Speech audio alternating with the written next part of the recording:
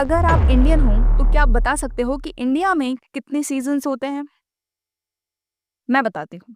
India में 6 seasons होते हैं। चलिए शुरू करते हैं।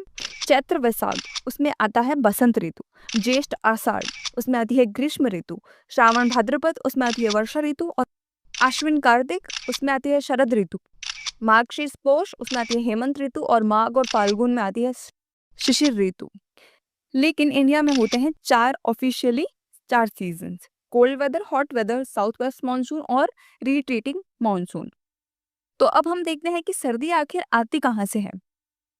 हमारी अर्थ पे कुछ इमेजिनरी लाइंस होती है, जैसे कि ट्रॉपिक ऑफ कैंसर और ट्रॉपिक ऑफ कैप्रिकॉर्न और इक्वेटर।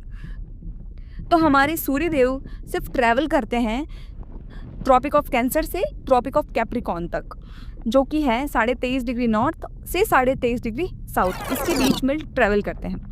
जब वो ट्रॉपिक ऑफ कैप्रिकॉर्न पर पहुंचते हैं तो इंडिया में सनलाइट स्लैंटिंग हो जाती है, डायरेक्ट सनरेज इंडिया पर नहीं पड़ती। इस वजह से शुरू होता है ठंड का सीजन। देखते हैं कि सन के उधर जाने से हमें क्या फ़र्क पड़ता है। तो सन के दूर होने से हमारे यहाँ की लैंड का टेम्परेचर हो जाता है लो और लैंड पे बन जाता है हाई प्रेशर जोन। और टेम्परेचर और प्रेशर होते हैं दोनों इन्वर्सली प्रोपोर्शनल। इस वजह से एक जगह पे अगर लो प्रेशर है तो वहाँ पर टेम्परेचर हाई होगा और टेम्परेचर अगर लो है तो हाई प्रेशर जोन बनेगा। तो हमारे इंडिया में बनता है हाई प्रेशर जोन और जो हमारी विंड होती है वो हाई प्रेशर से लो प्रेशर की तरफ ट्रैवल करती है। तो वो हमारी ओशियंस की तरफ में ट्रैवल करना शुरू करते हैं, क्योंकि उस टाइम पे इंडियन ओशन में लो प्रेशर जोन बनता है।